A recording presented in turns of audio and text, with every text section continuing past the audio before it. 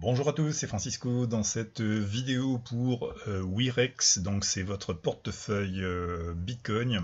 Donc je vais vous conseiller plutôt celui-là, puisque vous allez pouvoir avoir un compte sans limite, en plus avec une possibilité d'avoir une carte de retrait Visa complètement gratuite envoyée par Wirex. Alors une fois que vous êtes inscrit, c'est relativement simple, vous cliquez sur l'onglet s'inscrire, vous suivez tout simplement les indications de A à Z, et ensuite une fois que vous êtes en fait dans votre compte, vous serez en fait dans la partie accueil tableau de bord, vous pouvez commencer à aller ici sur votre profil, vous cliquez sur paramètres, et à partir de là, on peut on va dire, commencer à paramétrer l'ensemble du compte, y compris faire les premières vérifications. De toute façon, votre compte à l'ouverture va vous demander des vérifications, c'est-à-dire l'envoi de votre identité, passeport ou adresse, etc., de façon à valider le compte. Donc vous suivez tout simplement les indications comme c'est indiqué. Vous allez devoir aussi valider votre mobile, et donc forcément avec votre mobile va aller les questions de sécurité.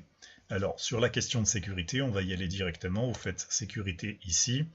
Alors on voit ici que on peut désactiver l'authentification à deux facteurs. Alors qu'est-ce que c'est l'authentification à deux facteurs? Chaque fois que vous allez ouvrir votre compte Wirex, on va vous demander de saisir sur votre mobile, donc smartphone, grâce à l'application Google Authenticator, vous allez saisir en fait un code à 6 chiffres, 3 d'un côté, 3 de l'autre. Okay, donc c'est une application que vous allez pouvoir télécharger directement, puisque une fois que vous êtes en fait enregistré sur Wirex, on vous demande votre numéro de mobile, et grâce à ça on va identifier votre mobile en envoyant justement ce fameux code. Comme ça on est sûr en fait que les personnes qui ouvrent votre compte Wirex, c'est bien vous et non pas le voisin d'à côté. Alors bien entendu, on peut cliquer sur Général et régler par exemple des paramètres de déconnexion de sécurité. Par exemple, si vous souhaitez par exemple l'ouverture de votre compte Wirex, que ça se ferme dans 10 minutes, vous mettez 10 minutes, sinon vous mettez 20 minutes, etc. Voilà, votre compte peut être validé en fait en devise euro ou dollar. Vous pouvez sans cesse les modifier puisque vous enregistrez ici.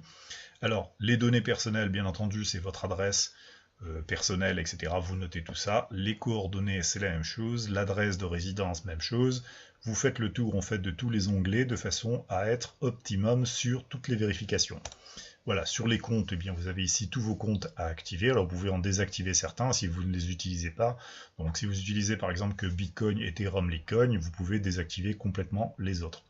Voilà, ici le compte euro doit être activé, donc il est mis en, on va dire, on ne peut pas le désactiver, on peut en entrer un autre. Donc si on entre un compte par exemple en dollars australiens, je fais plus, il va s'inclure ici, et là vous pouvez désactiver le euro, mais il ne faut pas trop changer, ça sert à rien, vous gardez le euro, c'est très bien comme ça. Voilà, ici alors, très important, pour pouvoir acheter du Bitcoin, eh bien, il va falloir enregistrer votre carte bancaire. Donc vous faites carte associée, et ici vous cliquez là-dessus, et vous indiquez votre nom, prénom, c'est-à-dire le titulaire de la carte. Donc je rappelle encore une fois que le compte Wirex et votre carte doivent être du même nom. Vous ne pouvez pas utiliser, par exemple, pour certaines personnes, les personnes en couple, personnes mariées, si Madame X ouvre un compte Wirex et souhaite enregistrer la carte de son compagnon ou son mari qui forcément n'a pas le même nom qu'elle, ça ne marchera pas.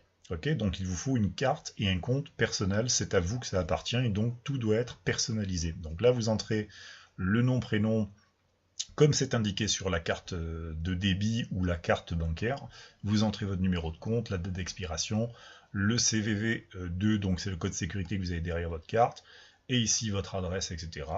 Et hop, vous faites associer une carte. Okay, à partir de là, eh bien, vous pourrez commencer tout simplement à acheter votre Bitcoin par l'intermédiaire d'une carte soit Visa ou soit Mastercard. Voilà, c'est relativement simple. Une fois que c'est fait, eh bien, on peut retourner en fait à l'accueil, et on va voir dans la prochaine vidéo comment acheter notre fameuse position. À très bientôt.